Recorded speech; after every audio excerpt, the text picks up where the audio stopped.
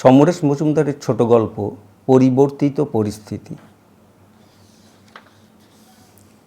রিকশায় বাড়ি ফিরছিলেন অবনীমোহন। তাঁর বাঁ দিকে বাসব বসে আছে। বাসবের শরীর ইদানিং এত ভারী হয়েছে যে এক রিকশায় সহজভাবে বসা যাচ্ছে না। পার্টি অফিস থেকে বেরোবার সময় বাসব বলেছিল, দাদা আপনি এখনও রিকশায় যাওয়া আসা করছেন, গাড়ি তো আছে। অবনীমোহন ঘাড় নেড়েছিলেন। না, এই 40 সাল থেকে এই শহরে হেঁটে বেরিয়েছি। শক্তি কমে এসেছে বলে রিকশায় চড়ি, কিন্তু গাড়িতে উঠলে হুশ করে পৌঁছে যাব, শহরটা দেখতেই পাবো না। বাসবার কথা বাড়ায়নি, তার পাশে উঠে বসেছিল। একটু চেপে বসে জায়গা করে দিতে হয়েছে ওকে। বাসব তার হাতে গড়া ছেলে, জেলার এমপি। গত নির্বাচনে প্রচুর ব্যবধানে জিতেছে সে। ছেলেটি ভালো। এখন সকাল।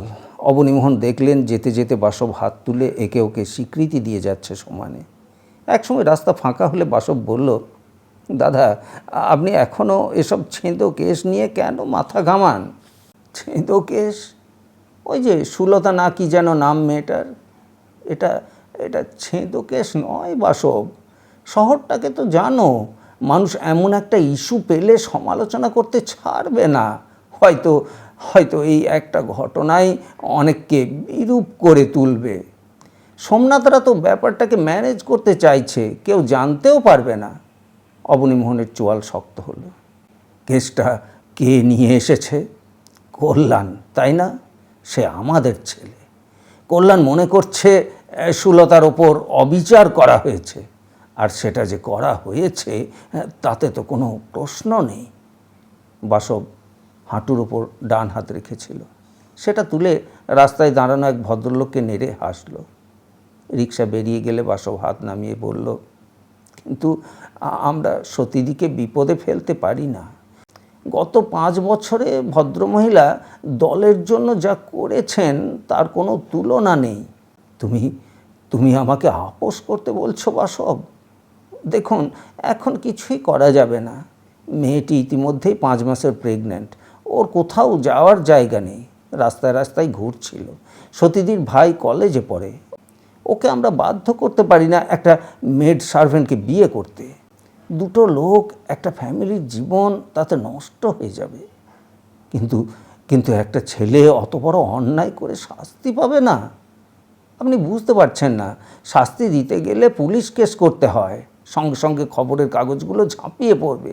আমাদের দলের একজন নেত্রীর ভাই এই করেছে। এখন এমন প্রচার আমরা করতে দিতে পারি না। সোমনাথ বলছে সতীদি আগে যা বলেছেন বা করেছেন তা ভুলে গিয়ে সুলতার পুনর্বাসনের জন্য 1000 টাকা দিতে রাজি হয়েছেন। সুলতাও এতে রাজি হয়েছে। কল্যাণের সঙ্গে সোমনাথরা কথা বলবে। আপনি আর এ নিয়ে ভাববেন না। কথা শেষ করে বাসব আবার একজনকে হাত নাড়ল। রিকশাওয়ালা খুব যত্ন নিয়ে চালাচ্ছিল। সে জানে এই জেলার সবচেয়ে দামি দুটি মানুষ এখন তার সওয়ার। অবনীমোহনের বাড়ির সামনে পৌঁছে সে সসম্ভ্রমে নেমে দাঁড়ালো। অবনীমোহন পকেট থেকে টাকা বের করছিলেন। রিকশাওয়ালা জোরে মাথা দোলাতে লাগলো। না স্যার, দিতে হবে না, আমি নিতে পারবো না। স্যার? তুই আমাকে স্যার বলছিস? ওরে বাসব, এ কি বলছে শোনো। স্যার কথাটা আজকাল সবাই শিখে গেছে দাদা। না, আজ তুমি সঙ্গে আছো বলে ওর মুখে স্যার বেরিয়েছে। টাকাটা ধর, আমি বিনি পয়সায় কাউকে খাটাই না, ধর বলছি। শেষ শব্দ দুটো এত জোর ছিল যে রিকশাওয়ালা আর আপত্তি করতে পারল না। গেট খুলে বাড়ির দিকে যেতে যেতে বাসব বলল, দাদা এই জন্যে আমি আপনাকে চিরদিন শ্রদ্ধা করি, তবে আপনাদের মতো মানুষ খুব দ্রুত কমে যাচ্ছে। অবনীমোহন কিছু বললেন না। বাড়ির বাঁ দিকের ঘরটি তাঁর, বসা পড়া এবং শোয়ার। বাড়িটি পৈতৃক, বাকি অংশে তাঁর ভাইয়েরা থাকেন। অকৃতদার অবনীমোহনের একটি ঘরই যথেষ্ট। বেতের চেয়ারে বসতে দিয়ে তিনি বাসবকে জিজ্ঞাসা করলেন, একটু চা খাবে? বাসব রুমালে মুখ মুছল। আবার ওদের খাটাবেন? বৌমা এটাকে খাটনি বলে মনে করেন না। তাছাড়া এখন তো বাড়িতে অনেক মেয়ে, ভাইপোর বউ, তাদের মেয়ে এবার ক্লাস 10-এ উঠল। দাঁড়াও বলে দিই ওদের। অবনীমোহন ভেতরে চলে গেলেন। বাসব চারপাশে তাকালো। এই ঘরে সে গত 20 বছর ধরে আসছে, একটুও পরিবর্তন হয়নি কোথাও। তক্তপোষ, বেতের চেয়ার, আলনা, কুঁজো, গ্লাস এবং বইয়ের তাক একই রকম রয়ে গেছে। সারা জীবন মাস্টারি করেছেন অবনীমোহন, জেলে গিয়েছেন অনেকবার। এখন তিনি সরকারিভাবে এই জেলার পার্টির সভাপতি। তিনি থাকায় দলের প্রতি সাধারণ মানুষের মনে সম্ভ্রম বেসেছে, অথচ অবনীমোহনের জীবনধারায় কোনো পরিবর্তন হয়নি। আজ যারা মন্ত্রী তাদের অনেকেই ওর পরে দলে এসেছেন। প্রবীণ যারা তারা মনে করেন অবনীমোহন ইচ্ছে করেই জেলার বাইরে যেতে চাননি। বাসব বইগুলোর দিকে তাকালো। অবনীমোহন এদের বন্ধু বলেন। একসময় সে এখান থেকে অনেক বই নিয়ে গিয়েছে পড়ার জন্যে, কিন্তু বইয়ের তত্ত্ব এবং জীবনের সত্য যখন মুখোমুখি হলো তখন তাকে জীবনকেই বেছে নিতে হয়েছে। অবনীমোহন এখনও তত্ত্বে বিশ্বাস করেন। বলা যায় তার বাস এখনও ওই বইয়ের লাইনে লাইনে।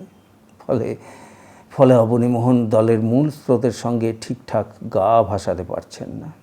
সোমনাথ রায় এই কথাই তাকে বলছিল। জেলা থেকে নির্বাচিত এমপি বলে তার নিজস্ব কিছু ক্ষমতা আছেই, কিন্তু দলের প্রশাসনিক ব্যাপারে সে মাথা ঘামায় না। আজ যখন অবনীমোহন বলেন তার সঙ্গে কিছু ব্যক্তিগত কথা বলতে চান, তখন বাসব আপত্তি করেনি। মনে হয়েছিল এই সুযোগে গুরুকে কিছুটা বাস্তবমুখী করা যেতে পারে। সুলতা কেসটা নিয়ে উনি খুবই অখুশি। সতী দত্ত অধ্যাপিকা, কল্যাণী তাকে দলে এনেছিল, তারপর ব্যাপক কাজ করে যাচ্ছেন ভদ্রমহিলা।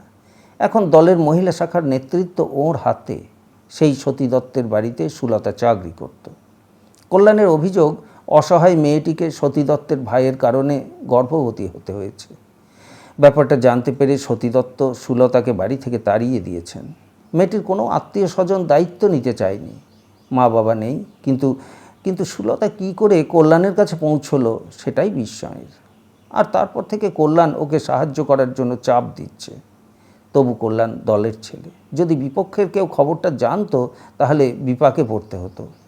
সতীকে দলের জন্যই দরকার। অবনীমোহন যেটা চাইছেন সেটা ন্যায়সঙ্গত। এই ন্যায়বোধের কথা বইয়ের পাতায় লেখা থাকে। জীবন আরও ব্যাপক। সেখানে যে সত্যিটা জন্ম নেয় তা প্রয়োজনের মাপকাঠিতে। তাই সতীর দেওয়া 1000 টাকা সুলতাকে অখুশি করেনি। সে চলে গিয়েছে শহরের বাইরে। অবনীমোহন এলেন, পাঞ্জাবি খুলে ফেলেছেন, তক্ত বসে বসে হাসলেন। তোমাকে যে কারণে নিয়ে এলাম বাসব, আমি এবার বিশ্রাম চাই। বিশ্রাম মানে? বাসব চমকে উঠল। আমার বয়স ঢের হলো, শরীরও ঠিক নেই, আগের মতো খাটাখাটনি করতে পারি না। তার উপর যেটা সত্যি তা হলো এখনকার রাজনৈতিক চিন্তাধারার সঙ্গে আমি নিজেকে মেলাতে পারছি না। নিজের সঙ্গে প্রায়ই যুদ্ধ করতে হয়। তুমি আমাকে দাদা বলে মনে করেছ চিরকাল, আমার ব্যাপারটা নিশ্চয়ই বুঝতে পারবে। অবনীমোহন শান্ত গলায় বললেন। দ্রুত মাথা নাড়ল বাসব। অসম্ভব, এখন আপনাকে ছাড়া যাবে না। কেন? যা কিছু সিদ্ধান্ত তোমরাই তো নিচ্ছ। এটা আপনার অভিমানের কথা, আপনাকে বাদ দিয়ে আমরা কিছুই করিনি। আমি সম্মতি দিয়েছি, না দিলে কাজ আটকে যেত তাই।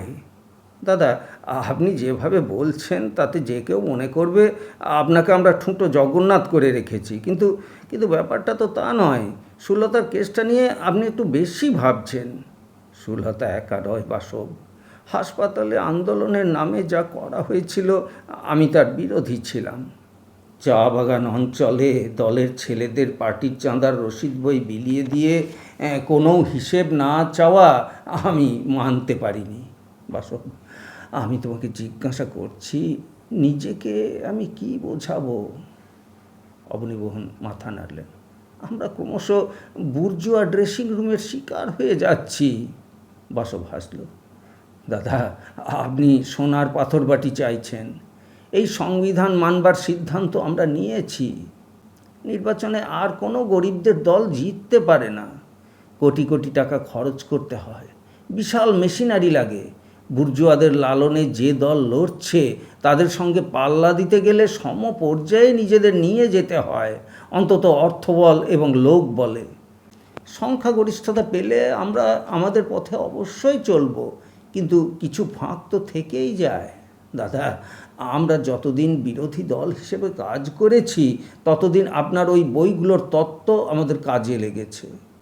মাঝে মাঝে মনে হয় সরকার বিরোধী আন্দোলনের ক্ষেত্রে আমরা সঠিক পথে চলতে পেরেছিলাম, কিন্তু কিন্তু সরকার চালাতে গিয়ে অনেক সময় আমাদের হয়তো আদর্শচ্যুত হতে হচ্ছে। তবে এখানেও প্রশ্ন, আদর্শ কোনটা? সেটা শালগ্রাম শিলা হতে পারে না। 1 পয়সা ট্রাম বাসে ভাড়া যখন বাড়ানো হয়েছিল তখন আমরা আন্দোলনে জনসাধারণকে সঙ্গে পেয়েছিলাম, কিন্তু 30 বছর পরে সরকার চালাতে গিয়ে খরচের বহরে যখন নাভিশ্বাস উঠছে তখন নিজেরাই ভাড়া বাড়াতে বাধ্য হচ্ছি। প্রতিপক্ষ যে আন্দোলন শুরু করেছে তাকে অগণতান্ত্রিক বলতে বাধ্য হচ্ছি, এছাড়া কোনো উপায় নেই। আর এইসব করেই আমাদের সাধারণ মানুষের জন্য কাজ করতে হবে। এই অবস্থায় আপনি সরে দাঁড়ালে জনসাধারণ আমাদের সন্দেহ করবে। শাসন যার হাতে তাকে তো সাধারণ মানুষ বন্ধু বলে মনে করে না। আমরা যতই বলি জনসাধারণের বন্ধু আমরা, তবু তারা দূরত্ব রাখবেই। এই অবস্থায় আপনার চলে যাওয়া মানে ওদের ভাবনাকে আরও মজবুত করা। বাসব কথা শেষ করা মাত্র একটি কিশোরী 2 কাপ চা নিয়ে এলো। বাসব তার দিকে তাকিয়ে বলল, আরে নন্দিনী না, কত বড় হয়ে গেছিস। নন্দিনী চায়ের কাপ দিয়ে বলল, আজকাল তো আপনি আসেনই না। হ্যাঁ রে, সময় পাই না। দিল্লি আর কলকাতা করতে করতে নিঃশ্বাস ফেলতে পারি না। চায়ে চুমুক দিল বাসব। নন্দিনী দরজায় গিয়ে দাঁড়ালো। কোন ক্লাস এবার? 10। আসছি। নন্দিনী চলে গেল। চা খেয়ে বাসব বলল, দাদা, আপনি নেক্সট ইলেকশন পর্যন্ত চুপ করে থাকুন। এমনিতেই হঠাৎ হাওয়াটা একটু গরম হয়ে উঠেছে, এসব কথা নিয়ে কারো সঙ্গে আলোচনা করবেন না। না, আমার মনে হয়েছিল তুমি শিক্ষিত ছেলে, পড়াশুনো করেছ, তুমি বুঝবে। বাসব উঠে দাঁড়ালো। আপনি তো জনসাধারণকে চেনেন। কোনো কোনো নেতার একটু বেহিসেবি কথায় তারা ক্ষেপে উঠেছে, কিন্তু কিন্তু আমাদের প্রতিপক্ষ এত বিশৃঙ্খল যে তাদের শান্ত করতে বেশি সময় লাগবে না। শেক্সপিয়ার সাহেব তো জনতার চরিত্র বলেই গিয়েছেন। অবনীমোহন দরজা পর্যন্ত এগিয়ে দিলেন বাসবকে। ওইটাই বোধহয় ভুল হচ্ছে বাসব। ঢেউয়ের ধাক্কায় কণা কণা বালি কখন যে নিজেরাই জড়ো হয়ে একটা বিরাট চরে পরিণত হয় তা আগে থেকে ঠাওর করা যায় না। বিরোধ যখন সর্বত্র ছড়িয়ে পড়ে তখন নেতৃত্ব আপনা থেকেই তৈরি হয়ে যায়। আমরা এটা বুঝতে পারছি না। ঠিক আছে, আমি অপেক্ষা করব। বাসব মাথা নাড়ল। রাস্তায় পা দিয়ে সে পেছন ফিরে তাকালো। অবনীমোহন তখনও দরজায় দাঁড়িয়ে। মানুষটি সত্যি ভালো। তার আজকের যা কিছু উন্নতি সবই একটি লোকের জন্য। না, অবনীমোহনকে এখন কিছুতেই ছাড়া যেতে পারে না। কিছুদিন আগে সুধাময় চৌধুরী কলকাতার পার্টি অফিসে এসে বলেছিলেন, বাসব, অবনীর মতো একজন আমাদের দলে আছে, এটা ভাবতে আমার খুব ভালো লাগে। ও জেলা থেকে বেরিয়ে এলে দেশের অনেক বেশি উপকার হতো। পুরনো দিনের লোক যারা, তাদেরই এমন ধারণা ওর সম্পর্কে। চারপাশে তাকিয়ে বাসব একটিমাত্র রিক্সাওয়ালাকে দেখতে পেল। তাকে দাঁড়াতে দেখেই সে রিক্সা নিয়ে এগিয়ে আসছে। চলুন স্যার। সঙ্গে সঙ্গে বাসবের মনে পড়ল এই লোকটাই তাদের নিয়ে এসেছিল। সে হেসে বলল, তুমি তুমি এখনও এখানে? এর মধ্যে ভাড়া পাওনি? পেয়েছি স্যার, নিইনি। আপনি তো ফিরে যাবেন। রিক্সায় উঠে বসে বাসব। তার ভালো লাগলো। একেবারে যাকে বলে রুট লেভেলে সে চলে গিয়েছে। একজন রিক্সাওয়ালা পর্যন্ত তাকে খাতির করছে। কিন্তু ও কি চায়? এখন জেলায় এলেই যারা ভিড় করে তারা কিছু না কিছু চায়। লোকগুলো যখন বোঝে বিধানসভা বা কলকাতার সঙ্গে তার কোনো সম্পর্ক নেই, লোকসভা বা দিল্লিতেই তার কাজকর্ম, তখন খুব হতাশ হয় সবাই। একমাত্র বড় ব্যবসায়ী ছাড়া কেউ তাই বিব্রত করতে পারে না তাকে। এমপি হয়ে খুব বাঁচা বেঁচে গিয়েছে সে। মুখ ফিরিয়ে সে শেষবার তাকালো। অবনীমোহন দাঁড়িয়ে আছেন। অবনীমোহন শূন্য রাজপথের দিকে তাকিয়েছিলেন। বাসব যা বলে গেল তার সবটাই ওর দিক থেকে সত্যি। বিরুদ্ধ ভাবনাটা তার মনে আজই প্রথম এলো না। দল ক্ষমতায় আসার পর থেকেই ধীরে ধীরে এমন দানা বাঁধছিল। নিজেকে বুঝিয়েছিলেন মতে মিলছে না বলে সরে দাঁড়ালে কাজের কাজ তো কিছুই হবে না। ক্ষমতাহীন অবস্থায় ঘরে বসে অসহায় হয়ে তাকিয়ে থাকা ছাড়া আর কিছুই তিনি করতে পারবেন না। তবু জেলার সর্বোচ্চ পদে থেকে তিনি কিছুটা কাজ নিজের মতো করে করতে পারছেন। ভেবেছিলেন বাসব তার কথা বুঝতে পারবে। এখন মনে হচ্ছে বুঝেও বাসব তাকে মানিয়ে চলার নীতি নিতে বলছে। কিন্তু একটা মানুষ কতখানি মেনে নিতে পারে? গ্রামের প্রায় সবগুলো পঞ্চায়েত এখন তাঁদের দখলে। যদিও পঞ্চায়েতের সদস্যরা কিছু চামচে নিয়ে গ্রাম থেকে প্রায় বিচ্ছিন্ন হয়ে বাস করছে। এখন নির্বাচনে জিততে জনসাধারণের দেওয়া ব্যালটের উপর নির্ভর করতে হয় না। তাই পরবর্তী নির্বাচনেও ওরা জিতবে। কিন্তু আগুন একদিন জ্বলবেই। পার্টি ফান্ডে 1000 টাকা চাঁদা না দিতে পারার অপরাধে এক সম্পন্ন কৃষিজীবী পরিবারের চাষবাস বন্ধ করে দেওয়া হলো। কেউ তার জমিতে চাষ করতে যেতে পারবে না। যারা চাষ করত তাদের দিয়ে বেশি মজুরি দাবি করানো হলো। পরিবারটি 1 বছর চাষ বন্ধ রাখলো, কিন্তু শেষ পর্যন্ত অভাবের তাড়নায় বাধ্য হলো 1000 টাকা চাঁদা দিতে। এই বাধ্য হওয়া মানুষগুলোর বুকে আগুন জ্বলছে ধিক ধিক করে। তিনি খোঁজ নিয়ে দেখেছেন কখনোই ও গ্রামের শাখাকে নির্দেশ দেওয়া হয়নি অত টাকা চাঁদা আদায় করতে, অথচ তারা করছে। এসব খবর জানা সত্ত্বেও কোনো ব্যবস্থা নেওয়া যাচ্ছে না। থানা তো এখন অতিরিক্ত রকমের তাঁবেদার। এই আধা ফ্যাসিস্ট ক্রিয়াকলাপ বেশি দিন চলতে পারে না। কিন্তু একথাও ঠিক, পদত্যাগ করলে তিনি কোনো সুরাহা করার সুযোগই পাবেন না। অবনীমোহন দেখলেন শূন্য রাজপথে একটি রিক্সা আসছে। রিক্সার সওয়ারি এই শেষ সকালেই মাথায় ছাউনি ফেলেছে। রিক্সাটি অবনীমোহনের বাড়ির সামনে এসে থামল। রিক্সাওয়ালা সওয়ারিকে বাড়িটা দেখিয়ে কিছু বলতেই লোকটা ভাড়া মেটালো। তারপর একটা কাঁধে ঝোলানো বড় ব্যাগ নিয়ে নেমে দাঁড়ালো। দরজায় দাঁড়িয়ে অবনীমোহন লোকটাকে দেখলেন। বছর 30 বয়স, ভাঙা গাল, কাঁধ অবধি চুল, চেক শার্ট আর বিবর্ণ জিন্সের প্যান্ট পরে কাঁধে ব্যাগ ফেলে এগিয়ে আসছে। প্রায় মুখোমুখি হতেই লোকটা জিজ্ঞেস করলো, অবনীবাবু আছেন? আমি অবনীমোহন। ও, ভেতরে চলুন, কথা আছে। আপনি কোত্থেকে আসছেন? কলকাতা থেকে।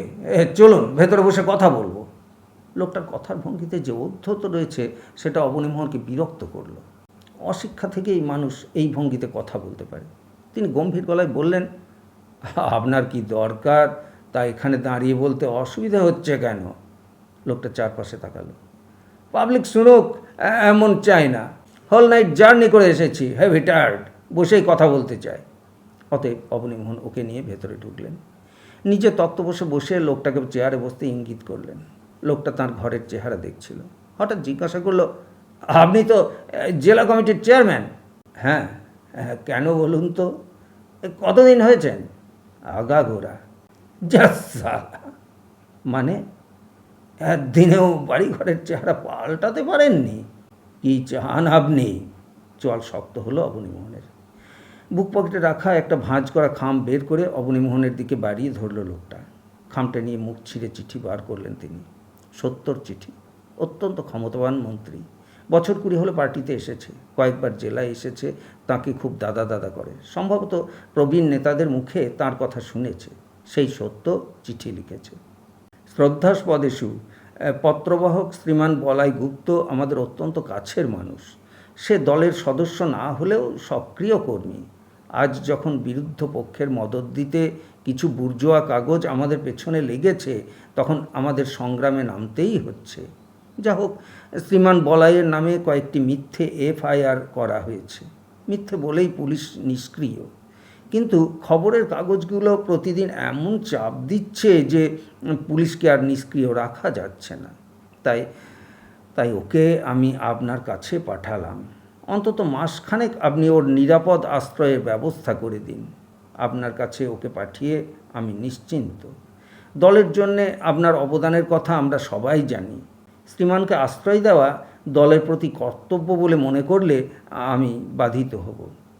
ওর সমর্থনে গণতান্ত্রিক আন্দোলন শুরু করার কথা চিন্তা করছি। নমস্কার সহ আপনার সত্য দত্ত। অবনীমোহন চিঠিটা শেষ করে বলাই গুপ্তের দিকে তাকালেন, গলা পরিষ্কার নিয়ে জিজ্ঞাসা করলেন, আপনি কলকাতা থেকে কিসে এলেন? রকেটে, কৃষ্ণনগর থেকে উঠেছি। কেন? সত্যতা বললেন, বুলু চান্স নিও না, এসপ্ল্যানেডে গেলে পাবলিক চিনে ফেলতে পারে, তাই প্রাইভেট কারে কৃষ্ণনগরে পাঠালেন। ওখানে রকেট এসে থামতেই উঠে পড়লাম। অবনীমোহনের মনে হলো এই লোকটিকে নিছকই মস্তান বলা যায়।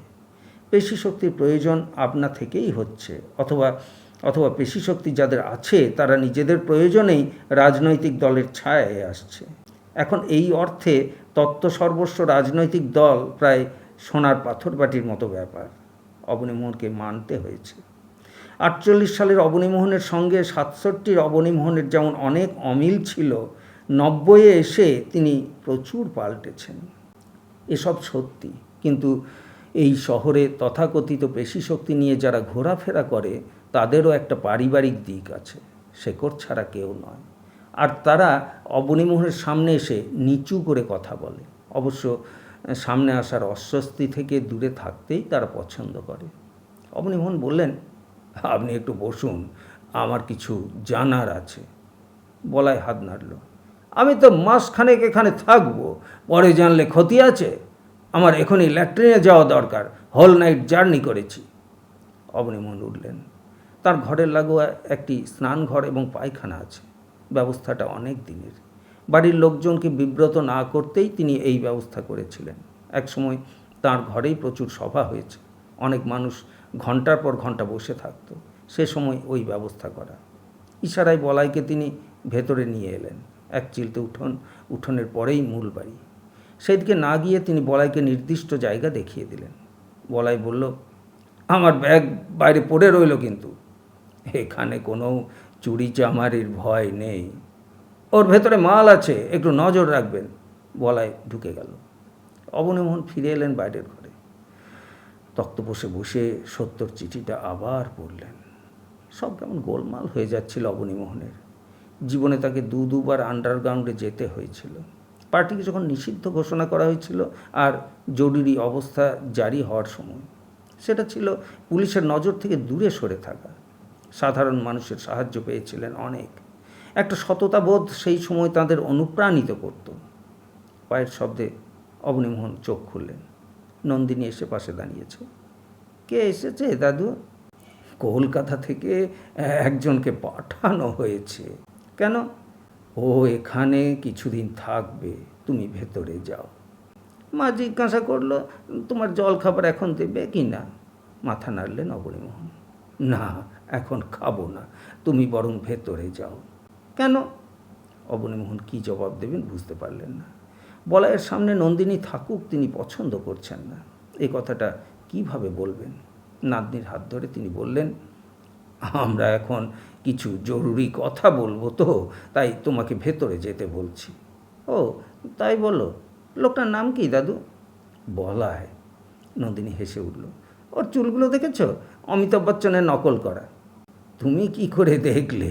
বাহ, আমি তো ভেতরের দরজায় দাঁড়িয়েছিলাম। বুঝলাম, এবার যাও। নন্দিনী যখন চলে যাচ্ছে সেই সময় বলাই ঢুকলো। জামা প্যান্ট পাল্টানোর চেষ্টা করেনি, কিন্তু একটু পরিচ্ছন্ন হয়েছে।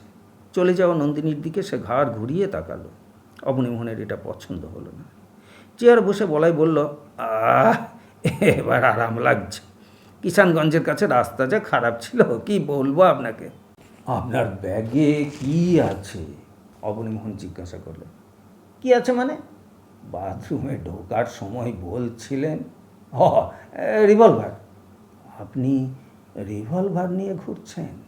লাইসেন্স আছে? এবার শব্দ করে হাসলো বলাই। আপনি আপনি কোন জগতে বাস করেন বলুন তো? এই শহরে যারা অ্যাকশন করে তারা কি লাইসেন্স নিয়ে রিভলভার চালায়? এখানে ও সবের প্রয়োজন হয় না। তাই নাকি? প্রথম শুনলাম। আমি কোন ঘরে থাকবো? কোন ঘর মানে? বাহ, সত্যতা বলেছেন, আপনি থাকার ব্যবস্থা করবেন। অবনীমোহন উঠে দাঁড়ালেন। মনে মনে বললেন, অসম্ভব, এ বাড়িতে কিছুতেই নয়। এই মুহূর্তে ওকে তাড়িয়ে দিতে পারলে ভালো লাগতো, কিন্তু কিন্তু সত্যর অনুরোধ তিনি ঠেলতে পারছেন না। লোকটাকে অনেক দূরে কোথাও পাঠানো দরকার, যেখানে গিয়ে ওকে একদম একা থাকতে হবে। হঠাৎই মনে পড়ল সেই ফরেস্ট বাংলোটার কথা। প্রায় 80 কিলোমিটার দূরে গভীর জঙ্গলে বাংলোটা রয়েছে, সেখানে কোনো ট্যুরিস্ট যায় না। ডিএফওর সঙ্গে কথা বলা দরকার এবং তার আগে থানাতে যেতে হবে। এই 1 মাস বলাইকে যেন কেউ বিরক্ত না করে সেই ব্যবস্থা করতে হবে। অবনীমোহন বললেন, হ্যাঁ, দেরি করে লাভ নেই, চলুন আমার সঙ্গে। কোথায়? আপনার একটা নিরাপদ আশ্রয় দরকার। আমার এখানে সেটা সম্ভব নয়। সারাদিন প্রচুর লোক আসেন। একটা ফরেস্ট বাংলোয় ব্যবস্থা করছি, ওখানে চৌকিদার আছে, সেই রান্না করে দেবে। মাসখানেক জঙ্গলের বাইরে আসবেন না।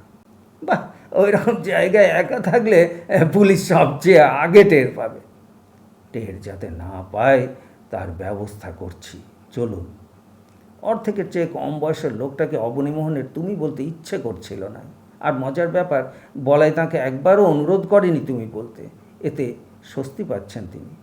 নিতান্ত অনিচ্ছায় তাঁর পাশে রিকশায় বসে বলাই জিজ্ঞাসা করলো, কত দূরে? বাসে ঘন্টা 2 লাগে। আমার কাছে বেশি মাল করি নেই। ঠিক আছে। বলতেই মাল শব্দটা থেকেই রিভলভারের কথা মনে পড়ল। অবনীমোহন বললেন, আমরা প্রথমে থানায় যাব। থানা? থানা কেন? চমকে উঠল বলায়। আপনার নিরাপত্তার জন্যে। আপনার মতলবটা কি বলুন তো? সত্য আপনাকে পাঠিয়েছে, তাই ওর অনুরোধ রাখছি। একটা কথা, আপনার রিভলভারটা আমাকে দিন। পুলিশের চরিত্র আমি বুঝি না, ওরা কিছু করবে না, তবু থানার ভেতরে আপনার কাছে রিভলভার না রাখাই বুদ্ধিমানের কাজ হবে। পুলিশের নজর এড়াতে এত দূরে এলাম, আবার আমাকে কেন থানায় নিয়ে যাচ্ছেন বুঝতে পারছি না। 2 নম্বরে কিছু করতে চাইলে সত্যতা কিন্তু আপনাকে ছেড়ে দেবে না, মনে রাখবেন। প্রায় শাসানোর ভঙ্গিতে কথাগুলো বললেও ব্যাগ খুলে হাতের আড়াল রেখে রিভলভারটা বের করে অবনীমোহনকে দিল বলায়। অবনীমোহন জীবনে প্রথমবার রিভলভার ধরলেন। কাঁপা হাতে পকেটে রেখে দিলেন তিনি। বলাই বলল, সাবধানে রাখবেন, লোড করা আছে। থানার গেট পেরিয়ে রিকশাটা থামতেই ভাড়া মিটিয়ে দিলেন অবনীমোহন। তাকে দেখতে পেয়েই দারোগাবাবু হাত জোড় করে বেরিয়ে এলেন। আসুন আসুন, কী সৌভাগ্য, আমাকেই তো ডেকে পাঠাতে পারতেন, আসুন। দারোগার ঘরে বসে অবনীমোহন দেখলেন বলাই খুব শক্ত হয়ে বসে আছে। খুব ভয় পাওয়া একটা মানুষের চেহারা এরকম হয়। অবনীমোহন হাসলেন।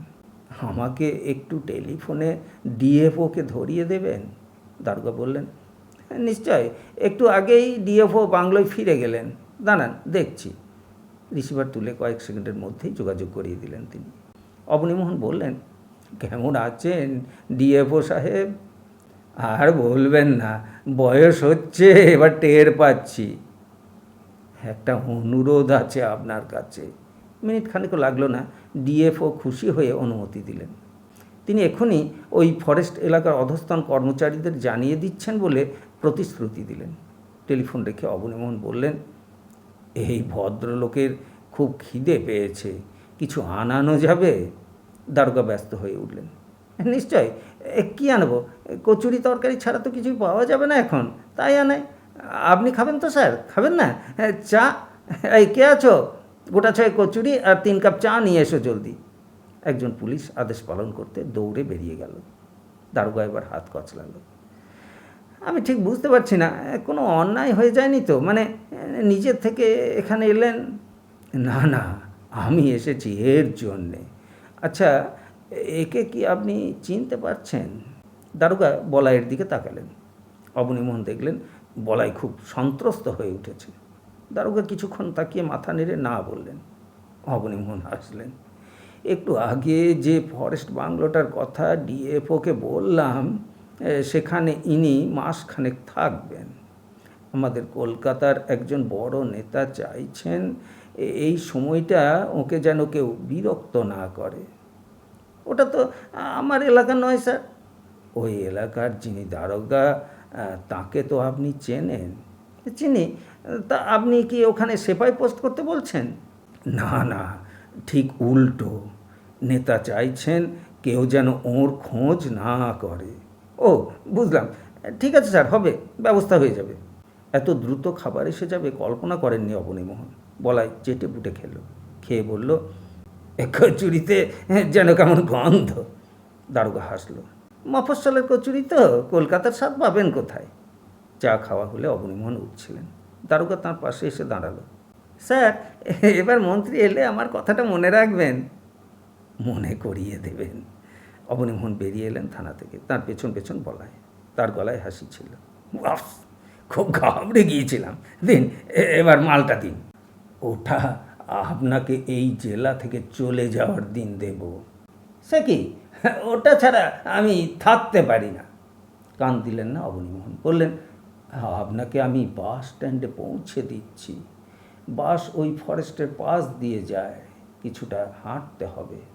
ততক্ষণে ডিএফও সাহেবের হুকুম পৌঁছে যাবে, আপনি চলে যান। হ্যাঁ, আমি আমি একা যাব? বলাই পাশে এসে দাঁড়ালো। অসম্ভব। সত্যতা বলেছেন আপনি সব ব্যবস্থা করে দেবেন। নিজে যেতে না পারেন, কাউকে সঙ্গে দিন। কাউকে সঙ্গে দিলে জানতে পারবে আপনার কথা। মাথা নাড়লেন অবনীমোহন। তাকে খুব বিষণ্ণ লাগছিল। এই লোকটিকে কেন তাকে বহন করতে হচ্ছে? কেন তিনি একে ছেড়ে ফেলতে পারছেন না? সত্যদত্তর মুখ মনে পড়ল। বলায় অ্যাকশন করত। কী রকম কাজে সেটা তো তিনি এখনও জানেন না। এফআইআর আছে যখন তখন না, তিনি একে প্রশ্রয় দিচ্ছেন তার দলের কাউকে জানানো চলবে না। সামান্য হাঁটতেই বাসের দেখা পেলেন অবনীমোহন। হাত দেখাতেই সেটা থামল। কন্ডাক্টর অবনীমোহনকে চিনতে পেরে উদ্যোগ নিয়ে জায়গা করে দিল। পাশাপাশি দুটো সিট। অবনীমোহন জানলার ধারে বসে টিকিট কাটলেন। কন্ডাক্টর নিতে চাচ্ছিল না টাকা, তিনি বাধ্য করলেন। শহর ছাড়িয়ে বাস বাইরে বেরুলে অবনীমোহন জিজ্ঞাসা করলেন, আপনার নামে এফআইআর করা হয়েছে কেন? ওই যে তখন বললাম অ্যাকশন করেছিলাম, নিচু গলায় বলল বলায়। কী রকম অ্যাকশন? অনেকগুলো।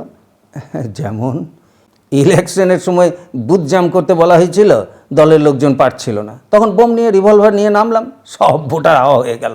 বুথে ঢুকে কাজ শেষ করে চলে এলাম, কোনো ঝামেলা হয়নি। এছাড়া চোয়াল আবার শক্ত হলো অবনীমোহনের। মাসখানেক আগে আমাদের পাশের পাড়ার কয়েকজন খুব গোলমাল পাকাচ্ছিল। এই কাঁটাপাঁচুর নাম শুনেছেন? শোনেননি? সত্যতা পাত্তা দেয়নি বলে এমনি হয়ে গিয়েছিল।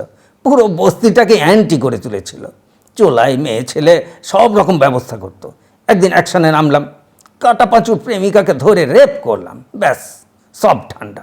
পুরো বস্তি এখন আমাদের দখলে। কাঁটাপাঁচু ভোগে। ভোগে মানে?